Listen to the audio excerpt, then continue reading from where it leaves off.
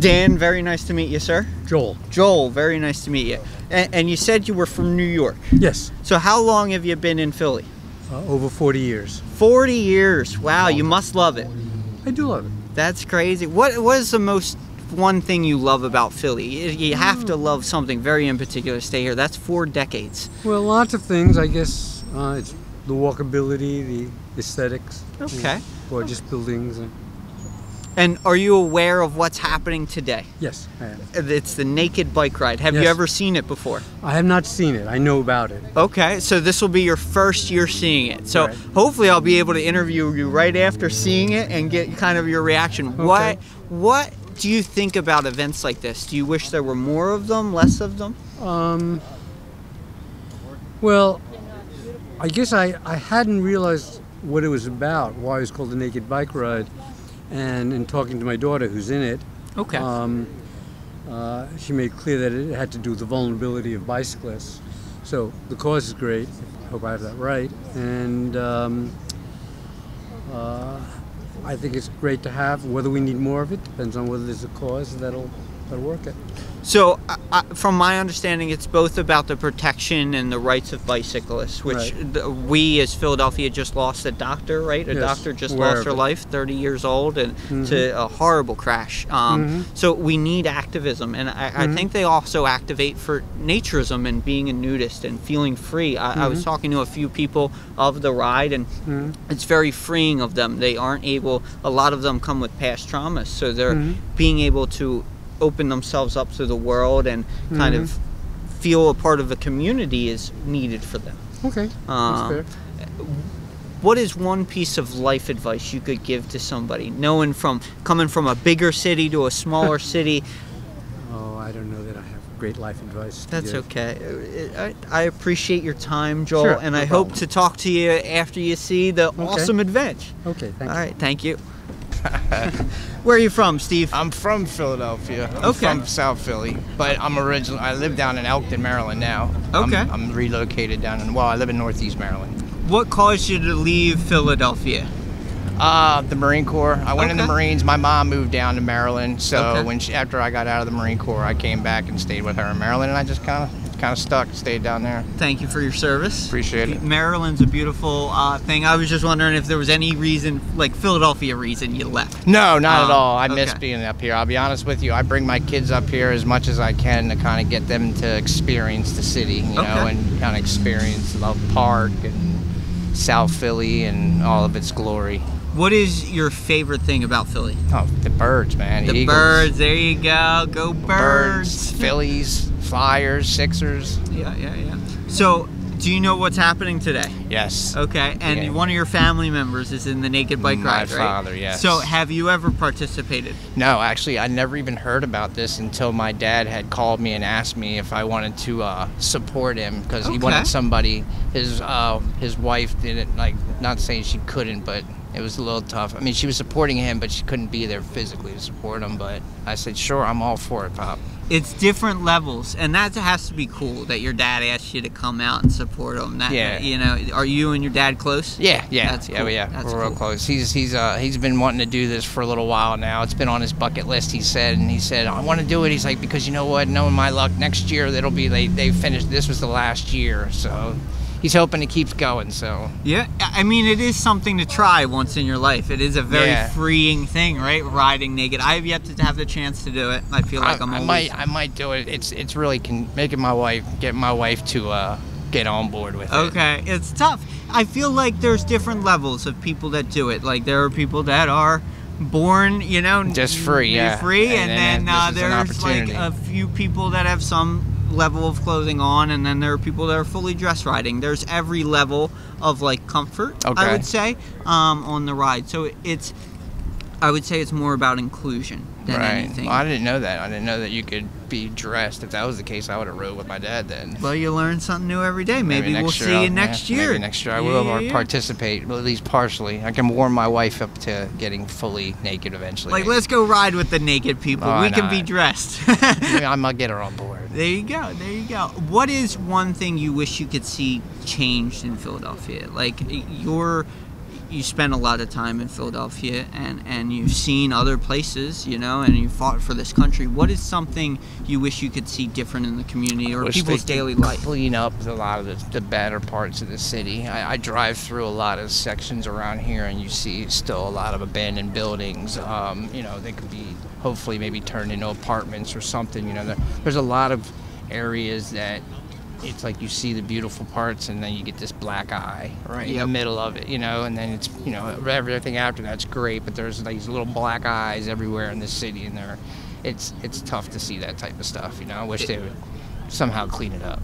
It is. I mean, I've lost a lot of my friends to the addiction that goes on in Philadelphia, and that is a huge part of what I assume is the black eye you're referring to. Yes. The decay, you know, just areas, buildings just going down, you know. Yeah. So.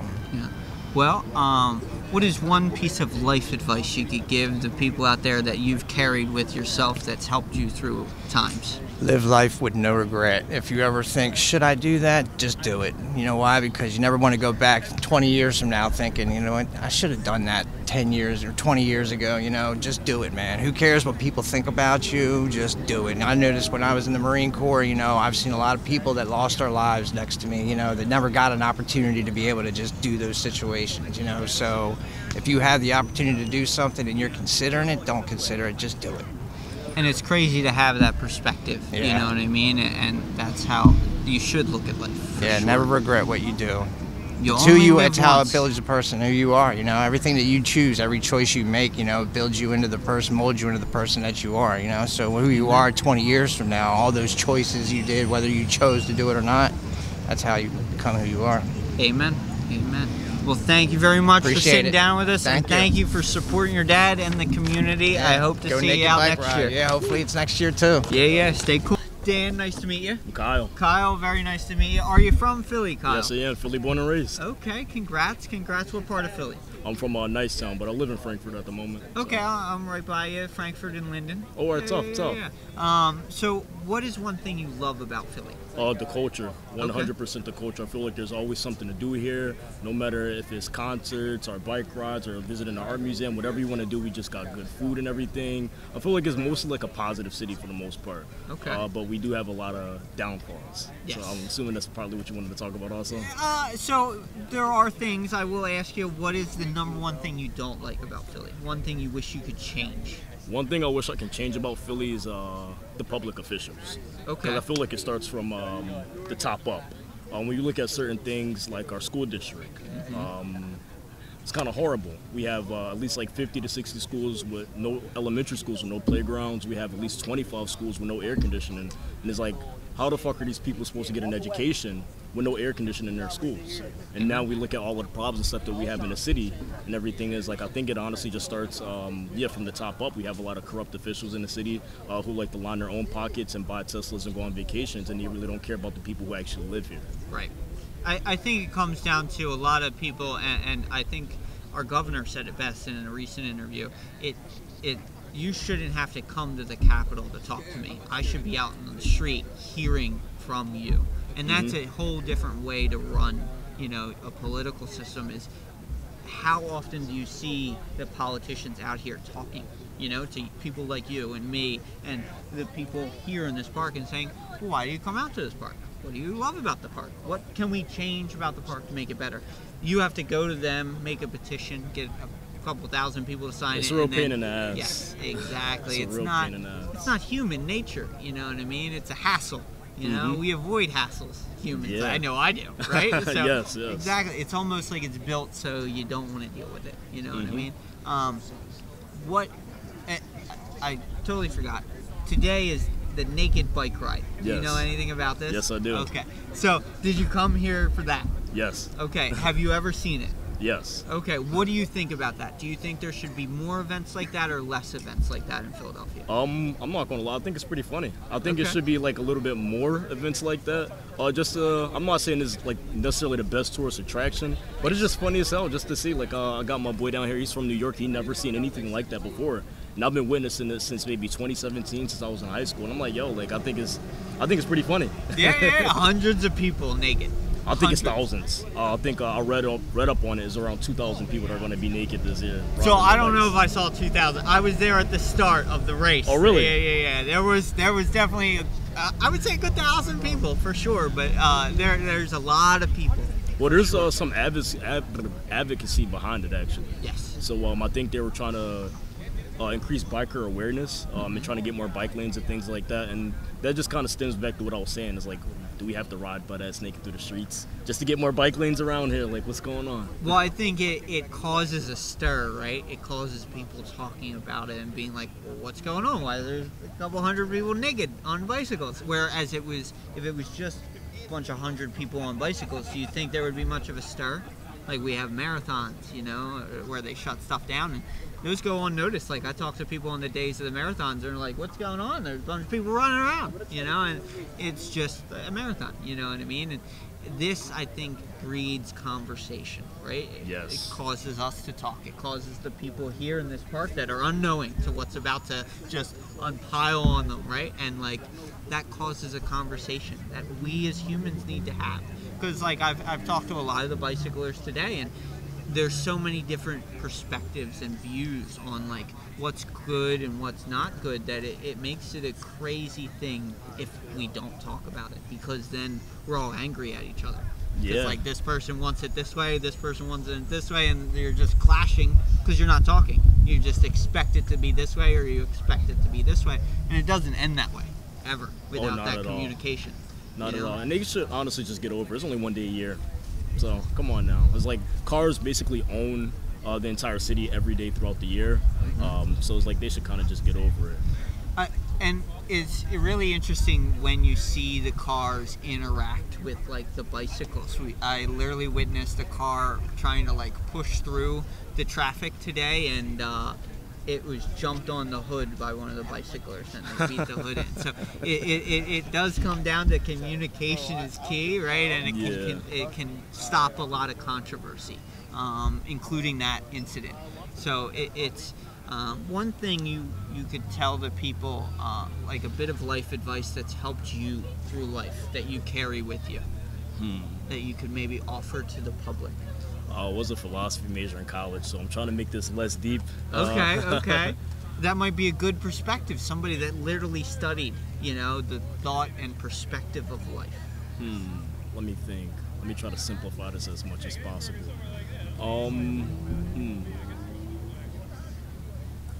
Live life as if it's your last day on earth. Amen. Try to make that like clean, cut, and simple and short as possible. Well, thank you very much, Kyle. I appreciate you taking the time to sit down with us and No share problem. your views with the world. You posting this? Absolutely. So if you could introduce yourselves. I'm Vivian. I'm Theo. Very nice to meet you guys. Are you guys from Philly? Well, I lived here for about 4 years, and then I was exiled to the blasted lands of New York. Okay. What made you exiled? Oh, work. Okay. Job. Theo? I never lived in Philly, but I came here a lot to visit them. Okay. Yeah. Okay. What do you love about Philly? It's literally the best city in America, and I will defend this opinion to everyone I possibly can. That's good. What about you, Theo? I like how walkable it is. Walkable. Yeah. Okay. What is your favorite area to kind of walk and kind of enjoy your time? I've only ever walked in one area, and that was Center City, downtown. Yeah, that's where by the I lived. That's convention where I center. lived. Yeah. Walk everywhere. I biked a lot too. I biked to work. Okay, so you're very new to this area then, Theo. Me, yeah. Okay. I've never. I like lived here for a month while we were moving to New York because Okay. I lived in Baltimore before then. Okay. Yeah. But like I said, I came here to visit a lot, so always walking around, going to bars, partying. Yeah, I blow through whenever I can, you know, on account of it's the best city in America. Okay. What is it that makes it the best city in America to you? If you want to live like the city life in America, you want things that are close together, everything available, and you want to do it for like not all of your money. Right. Philly is the place to do it. My hobby is telling New Yorkers what I paid in rent to live downtown in a unit with a washer dryer, a 5 to 10 minute walk from like every place that I go to. And I've never not gotten a really good reaction. How much do you pay? I paid $485. Whoa, that's crazy. Was that like rent controlled? Did you know somebody that was in there? No. What it was is that my apartment was sandwiched between a homeless shelter and a massage parlor. But you know what? So it was right next to the convention center. Yeah, but you know what? They were good. They were all great neighbors. Absolutely worth it. Best city ever. That's awesome. That's awesome. So, compared from Philadelphia to New York, right? You say you were kind of exiled to New York. What is it about New York that you don't like compared to Philly? It's too big. It's like it's not.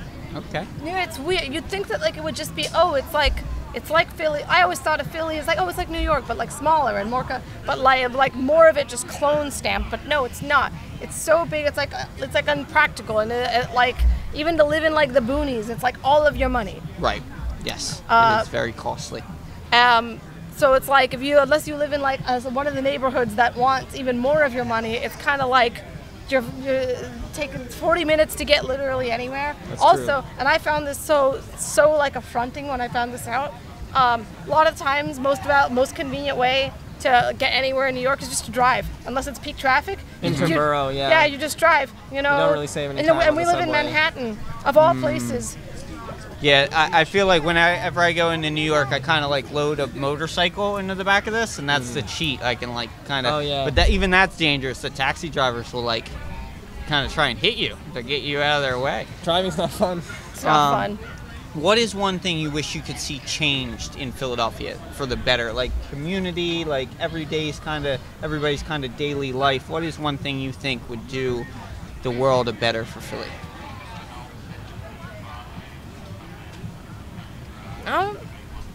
It's a the tough best one. city in America. I don't know Like that I you have said, complaints. Okay. I wish they had jobs here, so I could have stayed living here. Yeah. Amen. It is tough to find a job in Philly. What is some piece of life advice you could give to people watching? One thing that's kind of helped you through your life and your perspective.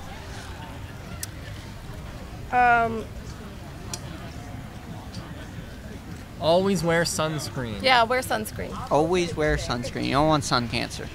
Melanoma. That's Sun bad. cancer. Ooh, Yeah, you don't want the sun to get cancer either. No, Yeah. that would cause a lot of problems.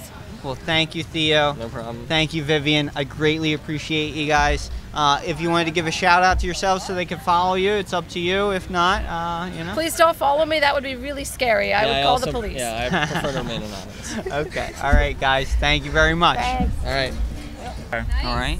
So, Dante, very nice to meet you. Where are you from? I live at 18th and Spring Garden. Okay, so Philadelphia resident. Yes, Philadelphia resident. How do you like living in Philly? I like it a lot. I moved there. I've been here since last Thanksgiving. Okay, so Yes. new. What is your favorite part of Philly? What brought you to Philly? I needed to live in an urban area. I needed Okay. to live in a city. Okay, Yes. and do you like living in Philly since Thanksgiving? It's almost coming up on a year It now. is coming up on a year. I love Yeah. it. I love it a lot. Yes. Okay, so where'd you come from originally? So, so I moved here from the city of Easton, Okay, Pennsylvania. not too far. Yeah, not far, 611, yeah. beautiful ride. Yes, Yes. So, what brings you out today? Behind us, we got the naked bike ride. And that's why I'm here today, the Naked Bike Ride. Yes. Is this your first time doing it? It is. Yes. Okay, so what pulls you to it? What do you like about an event like this that makes you want to come out and experience it, especially your first time? So I just like being social. I like meeting people, and so Okay. this is what brought me out. Yes. This is a very brave way to do it. Yes. So what is one thing you wish you could see changed in Philly? Like, this is awesome. I was just talking to the person kind of guiding the media operations around here. And in Europe and Germany, it's a very normal thing, nudity, right? They have nude beaches. Right. I wish this would happen. I mean, probably not in the cold months, be a little bitter, Right. right? Right. But, you know, a more normalized thing. I know this comes every year. It's Right. on August 24th, you know, it's the same time every Right. year. But as you wake up on today, you scroll through the feed and you see normal Philadelphians that have never seen this Right. before. They have no idea. Right. And you see them standing on the street as you guys ride through the city and they're like baffled. Right, exactly. So- What's going on? and that shouldn't be like that. It should be more of a normalized thing, you know what I Right. mean? So what is one thing you wish you could see changed about, you know, The city, or just so? just about daily life in the norm and in the city? So I get slightly annoyed that the fact that everyone leaves in the summertime. Okay. The city dies in the summertime. and I think that there's so much to do in the city, and I've been here since November, and I wanted to kind of experience this city in the summertime as well. I have lived in Chicago, and in Chicago there's something to do every weekend. Yes. Every neighborhood hosts a party, hosts like a festival or something like that. Okay. And I think Philadelphia could do more with that. So Philly does seem, under Mayor Sherrell Parker, they do seem to moving more into like a cultured, like block party kind of thing. Next month they're closing down Rittenhouse Square. Since for the last year they've closed down South Street after 10 p.m. to 2 a.m. on Fridays and Saturdays. Pedestrians? Yeah, so it's pedestrians only. Nice. I do think they need to bring more live entertainment and live music. They're just closing it down and letting kind of the businesses kind of like roam in. But I do see we're moving towards that, and I think it's a really good thing. You know, I agree. Completely agree. Is there anything life advice you could give the people out there that are watching this? One thing of life advice that sits with you every day and kind of helps you through life. I know that's a tough one. I forgot about that question. One thing.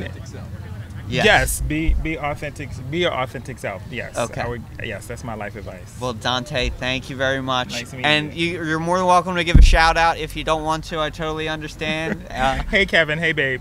All right. Stay cool, people. Thank you very much, Dante, Thank you very for sitting much. down with us. Did not know that, but yeah, Valentine, Nebraska. It's not Scheffler's. Is it okay if I move your bag right here? I can't remember the name of the place, but yeah. Okay. Western wear store there in Valentine, Nebraska. Got there on my birthday. When was that? 2007 or 8, maybe. Okay. Years and years ago. Lasted so long. Used them in the snow. I wear them. Had this giant gash going through the toe from like weed whackers and stuff. I literally wear them every day. Oh yeah, you got to get them cobbled, boy. Yeah. Well, I got a new pair sitting right up there. I just replaced boots. them. I've got these for the last 3 years. Some, And they're double H too? No. No, these are Bellevilles. Okay.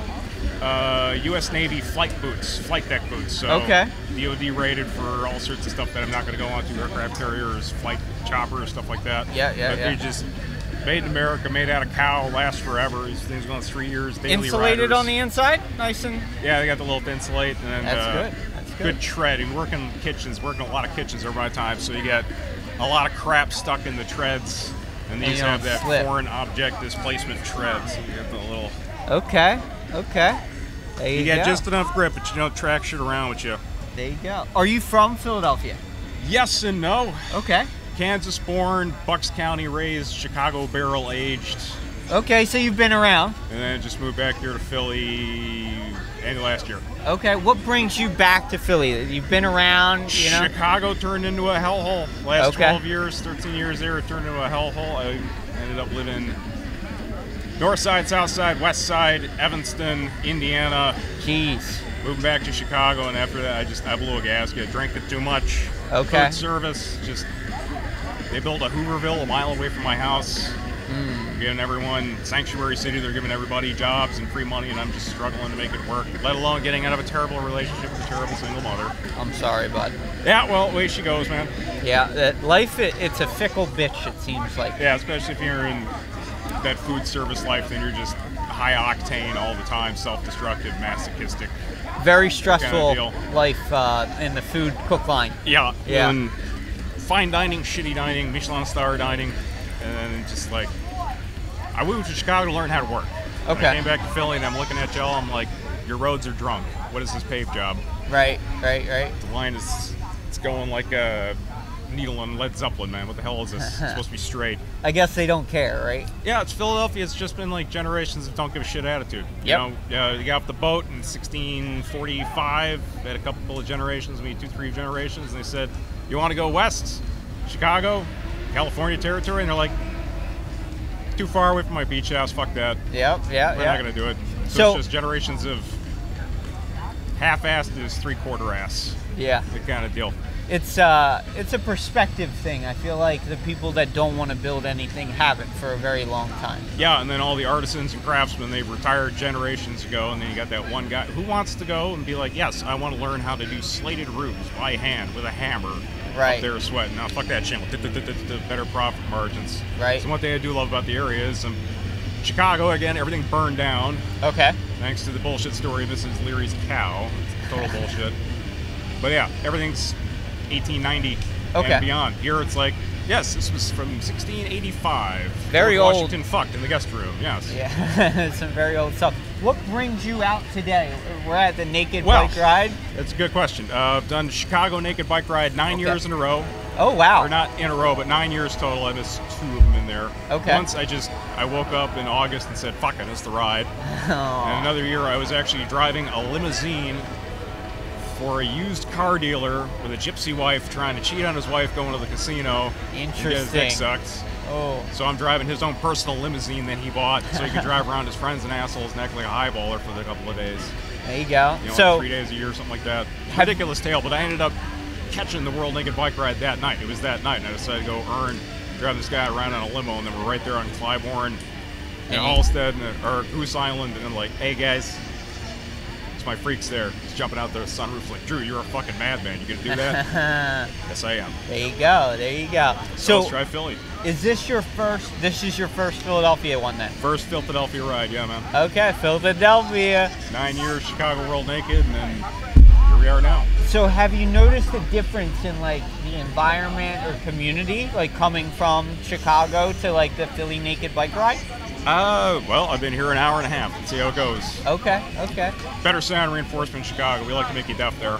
Okay. Yeah, all sorts of DJs and shit like that. Okay. It's jumped around a couple of different locations over the last few years for the rally point to start up with. Yes. One guy, beautiful mural of like this dinosaur skeleton, Loch Ness monster looking thing on the wall. Okay. Giant thing. It's like 150 foot, 60 foot, something like that. Jesus. Some asshole came and graffitied over it, so we couldn't stay there anymore. Tagging his garbage on top of this beautiful mural. The guy had months to do. And that's the worst. Like, I've interviewed a lot of muralists and I've talked to a lot of artists, and I feel like disrespect. Yeah, just simple. Go like, find a canvas someplace else, man. This is my work. What are you doing? Right. You could literally just turn the corner, and I'm sure the other third of the building is not painted. Right. Or if you really want to be an asshole, then do chalk so it washes off, something like that. Right. Exactly. It's just lack of parenting, man. We hadn't had parents since 1973. I agree. It has been a little avoided. What is one thing you wish you could bring from like anywhere in the world to Philadelphia culture and change it for the better? It's 1:30. It's a Friday.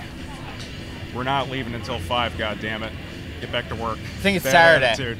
I'm just saying. Yeah. That it's 2 o'clock on a Friday. It's fine. We'll get to that. What is it, long weekend. We'll get to a Tuesday, boys. Just leave it. It's fine. Okay. Bad so just attitude. Procrastination. Yeah, there you go. Yeah. Just wait. It'll get done. Take that gung-ho Japanese attitude. Just give a little bit more of a shit than the next guy, and then you have a better city. There you go. Any life advice you could give to the people out there? All the things you've learned and the perspective you've kind of understood in life. Anything you could give to help. There are people? 3 things in the world you never skimp on when it comes to paying.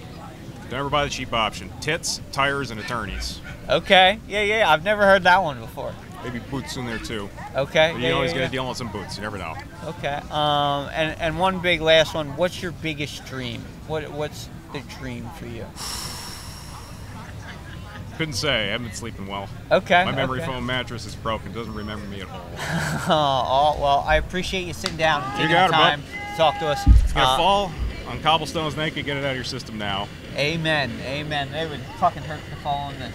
Yeah, man. For sure. I love your whole vibe. Thank you. I like the dress. Oh, thank you. I thought it was fitting. I thought it was fitting. It definitely looks like you're almost naked. Yeah.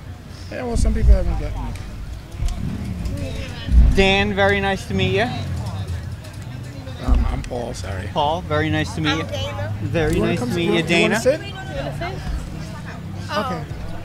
So, are you guys from Philadelphia? No. No, where are you guys from? I'm originally from Brooklyn, New York. Okay, so we both grew up, like, what it is I grew up in Queens, she grew up in Brooklyn. Okay. And then we lived in New York pretty much our whole lives, but I was working for the airline at the time, so basically during the pandemic they were like, you either move or you're going to be part-time, so that's how we got to Philadelphia. Okay. And then we know Jay, the guy with the towel. Okay. And what happened is he used to invite us to naturist events because her cousin is a naturist. Okay. So what happened is, we used to do it because unfortunately she's been through some events that were a little traumatic.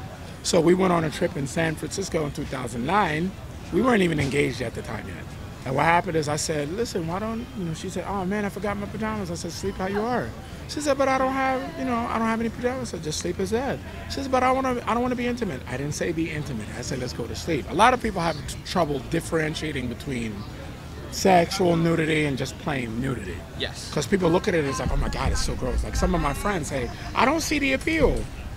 Go to a nude beach on a day like today, step into that water and tell me you don't see the appeal. And he helped me with my trauma because I was a victim of rape. I'm sorry that happened. Molestation as well. And he helped me slowly to be free. Because for a long time I grew up in a Catholic, a very Christian household, very strict. Right. Went to church every day, Monday through Friday. Saturday, I went to dance school. Okay. So everything was just discipline, everything structure, and there's nothing wrong with that. Right. But I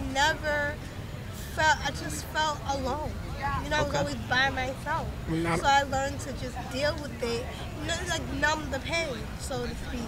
But when he introduced me to nudism, it was like, wow, I could see myself doing that. Well, the one thing that also makes it complicated, why you don't see a lot of people not willing to do it, because unfortunately you have people who don't understand the meaning of like, if I'm shirtless or she takes off her clothes, it does not mean consent. Like, whoa, you got to ask before you take my picture. Right. You cannot touch me. I don't care how cool you are. Like, do not touch me. And then what happened is you say, hi, how you doing? We can work with that. But like, say how he just asked? Yes. See, that's how that's supposed to go. He asked, she said yes, that's the end of it. Because if I took a picture of somebody and I posted it on their Facebook without their permission, you never know who's watching people's Facebook. Like me personally, I'm under investigation to be a police officer, so you gotta be careful. For SEPTA anyway. Okay. But what happened is, people see nudity and they automatically think sex, or they automatically think, oh, it's nude, that means I could, no, that does not mean that. It's not, you can't touch me. I hope I'm not scaring y'all about open carrying, but that's my wife, and it's like, I gotta be careful with that. No means no. I'm not any man's property. I'm not any woman's property. You understand? Nudism is a lifestyle. Right, there's a choice. Like, people think that, oh, nude means we have to have sex. No, it does not mean that. Because when we do it on that first, not only that, the problem where a lot of people don't want to do it is because, like, we go to Gunnison Beach a lot. And a lot of time when we go to Gunnison Beach, some women are afraid to go because women have been followed to their cars. There's all kind of issues, and it's like, next week we're supposed to go, and some of the people in our group, because we're a member of the University Natures group of West Philadelphia. Okay. And what happened is, a lot of times the females of my group don't want to go unless me or Jay goes, because it's like, when they get naked, it's like, people, like, even here today, I've seen people with cameras like, my man, what are we doing? Like, you need permission to take my picture. Even as a guy, if some woman walk up, take my picture, miss, did you ask me? I don't know you like that. Sir, there's a lot of peeping Toms. There's a lot of peeping Toms in the community. Because I know I've been watched, but I'm at the point where I embrace it, so I don't really care anymore. Okay. But I'm still like, wait, that's my privacy. You're invading my privacy. Right. It's not right. So I think it's tough, and I think it's something that the public and everybody needs to have a conversation on more, and it needs to happen more in order to get, like, a social norm down, right? Exactly. Because I feel like, and I agree, right? We should have that you have to have somebody's permission, like, to get their photo. But as it stands now, like, we're in a public place, right? I asked you to sit down, like, you knowingly or sitting in front of a camera, but you are not protected, right? Like, anybody, a lawyer could walk in here with his camera and take a picture of everybody and be very rude about it, and there would be nothing to do about it because we haven't had that conversation. And not only that, again, because I'm interviewing to be a police officer, when you go to the academy, Philadelphia Police Academy is 9 months. SEPTA Academy is 6 months and 6 days a week. Okay. And from what I've learned, I'm not in the academy, but there's a lot I'm learning now that I'm trying to become one. Right. And what it is, I don't think there's any law that says anything about voyeurism. If she literally took off her dress and I started taking pictures, she could get mad, but that's as far as she can go. Correct. Now, if I touch her, that's different. Yes. And the thing about it is, in New York, they're having topless day. So, it's a little different in New York. Everybody, because we're New Yorkers. Right. So, I'm going to explain to you. New York is a very uptight place. It's crowded. You know, people are all over the place, not like Philadelphia. Right. Yeah, but you know what? They actually have a police escort for that event today. It's that bad. Because people start taking pictures and the cops People are finally embracing it, but like 10 years ago, like it was very, you know, quiet, very taboo.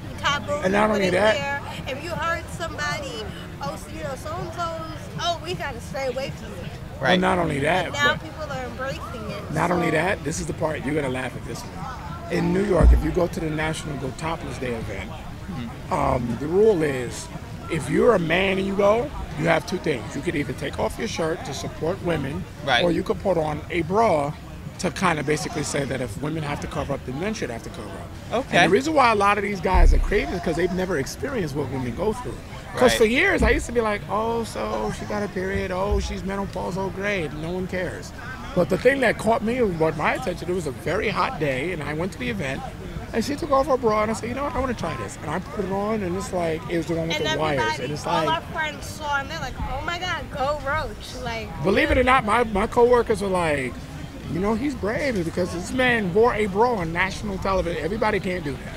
Yeah, I mean, there's a lot of stigmatisms that go with it, and like people, they judge right off the rap, you know what I mean? And it's tough, and I agree, like it is, and they argue about it so much. Like, how can you have one person have so many rights and another person who is another human being have different rights, right? Where's the fairness in that? You know, I think there's so many terrible things, right, that we could focus on. Murder, right? And maiming and like drunken driving, you know what I mean? Like you go out at 2 a.m.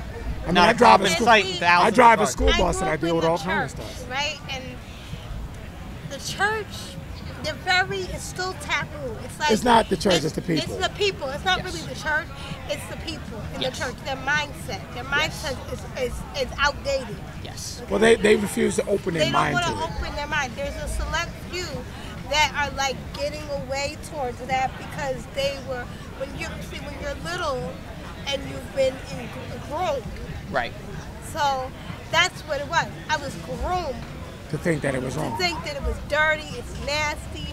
You know, when you go to sleep at night, then after you take your shower, put on a t-shirt or something. Do not. And I remember one time I was like, I don't want to do it. Like, I was in my room one time when I was younger, and I said, I'm just go to sleep naked. Right. And my mom stormed in the room and was like, what are you doing? And I'm like, Mom, I'm, you know. Just being naked. She's like, no, put on your. She's like, put on your clothes. What are you doing? Right. And that's a sin. She kept saying to me, that's a sin. You know, I didn't raise you like that. I didn't raise you like that. I didn't. He can clear it. He could have cleared it. I didn't raise you to walk around nude, like put on some clothes. So because I felt I was ashamed, and I was like, you know, you're a teenager, you're just trying to figure out who you are, and I was very mad at her because of it. But I was living under her roof, so I had to just deal with it. Yeah. But now that we're all grown and married, we're married, we have our own children, we're going to teach them the difference. And that's learning through experience. That's learning that certain perspective. And I wish everybody could share in that. And I think that's why events like these are necessary things and should happen in more frequency, because you kind of have an awesome man here, right, to teach you, you know, and break you of your conditioning, right?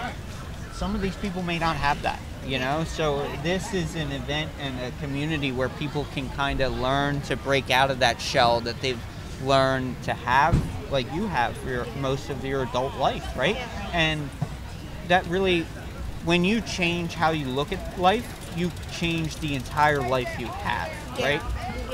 So what is one thing that you wish you could give the people life advice out there that you've learned along your way? Like one thing that's helped you along the way? To embrace your body. You know, body shaming is a horrible thing. Because all my life, I suffered with body dysmorphia. I didn't know at the time. I didn't know what body dysmorphia was.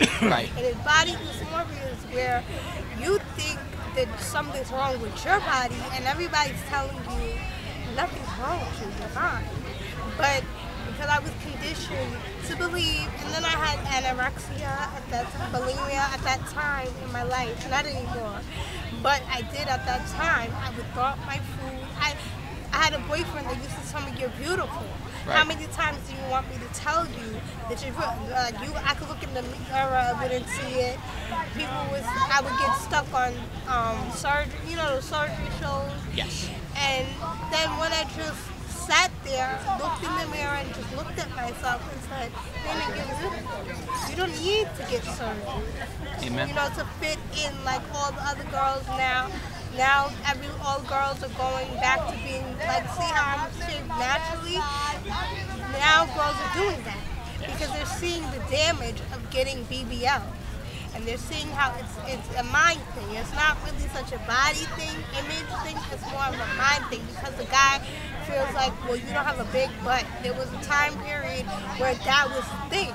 Like, oh, if she doesn't have a big butt, I'm not dealing with her. Right. Now it's not like that. That's played out. Everything, be natural, eat healthy, go work out, and take care of yourself.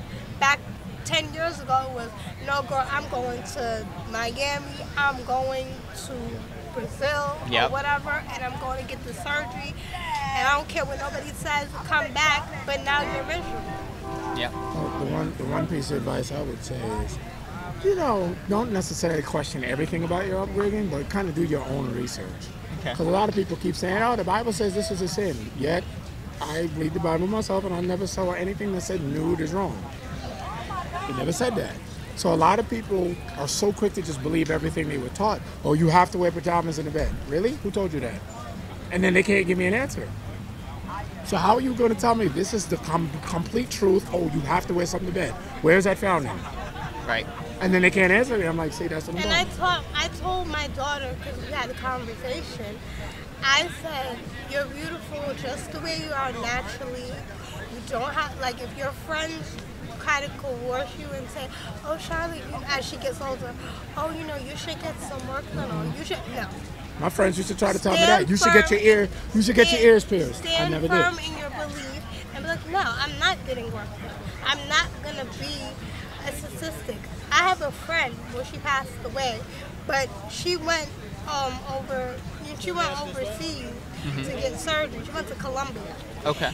And when I saw her mother, when she said, you killed my daughter, I said, I did not kill your daughter, man. I said, your daughter wanted a mommy makeover. Your daughter was in a very, very depressed state at a time. And she said that she called me and she was like, Dee, I want to go get my body done. I'm just so tired. I feel depressed. I feel fat. Or whatever she felt. And when she went to Colombia, she went to Colombian doctor who did surgery, but he wasn't licensed. Right. So she died on the table. So I think about her all the time because I think about her children, I think about her mother, and I'm like, I don't care if the woman hates me because I was trying to help a friend. Right. At a time where that was like 10 years ago. Right. That she did that. And there's a lot of females that I know that are still doing it. But they can't fix the situation. They're stuck, they're literally stuck in that era. They're stuck in the era of plastic surgery. And it can be like a disease because you won't stop. Like, I used to look at surgery videos, when I was a teenager, and like, oh, I want to look like this and this and that. And then the doctor just came one day and told me, why do you do it? Do you even know? And I couldn't say nothing. Right. And he said, I'm not doing it. He just looked me in the face and was honest with me. He said, you're beautiful the way you are. I'm not doing it. I'm not doing the surgery. And thankful for people like that that can be honest above the greed, right? Because he didn't take any money, right? He could have said, okay, pay me $10,000. I'll do whatever you want. You know what I mean? And that's the society we've it's more about the money than other people around you. So she's gone. But one of my friends one of my friends, she's still doing it. Right. She went to Turkey. She's still doing it. Well, hopefully this can be a lesson to everybody out there. It's okay to be who you are. We are all different, right? Nobody is the same. Unless you got a twin, then you still want to be a little different than them, but you don't have to change your appearance to do that. You can be who you are, and you will be accepted by somebody who loves you. Thank you guys very much for sitting down with us. I appreciate it. Yeah, yeah.